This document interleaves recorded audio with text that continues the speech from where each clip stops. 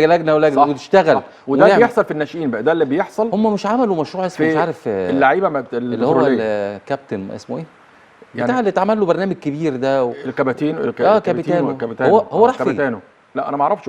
ومشروع ال1000 لاعب وقدموه للسيد الرئيس وعرضوا عليه لعيبه ومدربين فين فاكر المشروع ال100 صلاح ولا 1000 صلاح؟ فين ده ال1000 لاعب ويقول لك ال100 محمد صلاح؟ المشروع ده كان لما كان موجود، ما هو كابيتانو كان الهدف منه كده اصلا.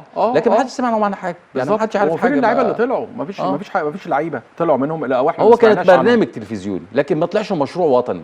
لا هو طلع برنامج تلفزيوني. يعني هو برنامج وكان شو ترويجي ليس الا بالظبط. لكن للاسف وده خطا من وزاره الشباب والرياضه بصراحه. طبعا انا اعتقد ان وزاره الشباب والرياضه مسؤوله عن اللي حصل، لان هو كان الاول يفترض ان ده مشروع وطني لتخريج لاعبين في جميع المراحل السنيه على غرار مدرسه الموهوبين مع الدكتور فاروق عبد الوهاب زمان، لو تفتكر، اللي هي جنب الاستاد مدينه نصر. كان مدرسه الموهوبين وطلعت نجوم كبير جدا. ودي كانت الناس بتبقى اقامه داخليه، ويبقى لعيب كوره يبقى هي يلعب كوره، لعيب هاند بول وهكذا. فين الكلام ده؟ من ايام عبد المنعم عماره كانت فكرته واتنفذت، وكان الدكتور اشرف صبحي نفذها فتره وبعدين فجاه اختفت. كان حتى التغذيه، الاقامه، التدريب، المدربين، الناحيه النفسيه، ده نفس المشروع اللي هو شو اكتر منه عملي. هو اللي هو منتخب تحت 20 النهارده منتظرين مباراته مع تشيلي. لا بكره يوم الساعه 2 بس مش النهارده، فجر الحد. لا الحد ده الحد هيبقى يوم الحد الساعه 2 الساعه 2 هيبقى مع شيلي. انت ما خلاص احنا مش انا ما تابعتش. انا بعد الهزيمه من نيوزيلندا اللي مالهاش علاقه بكره القدم، غير اللي هي نيوزيلندا نعرف اللي هي بلد خضراء جميله عندها زراعه، ما عندهاش فريق كوره. احنا يعني انا مش عايز اقول انت مشيت ميكالي وجبت اسامه نبيه، من اليابان ومن نيوزيلندا. ايوه انت مشيت ميكالي وجبت اسامه نبيه ولاعيبه اختيارات خاطئه. انا شفت اللعيبه، يمكن تيبو جبرائيل ده الوحيد اللي هو يعني كان لعيب في الرمق شويه.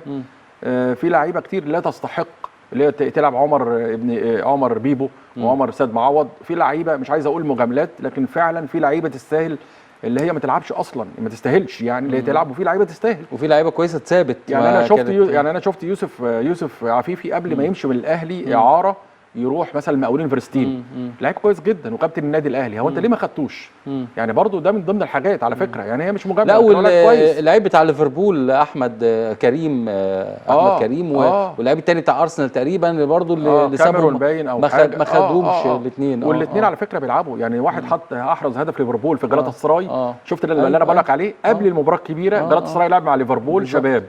اللي حط الجول هو اللاعب المصري اعتقد كريم احمد، لاعب ليفربول. طب هو ما خدتوش ليه؟ وفي لعيب من الارسنال، ويعني ده الوحيد اللي انت خدته من استون فيلا عمر خضر. اعتقد اللي هو كان شكله حلو، يعني عمل لما نزل حتى من لعيبه احتياطي. لا اسامه نبيه، وبعدين اللعيبه ما فيش حميه خالص. التدريب تحس اللعيبه اوت اوف فورم، بره الفورمه خالص، ومش مركزين. احنا عايزين نقارن بالمغرب كابتن.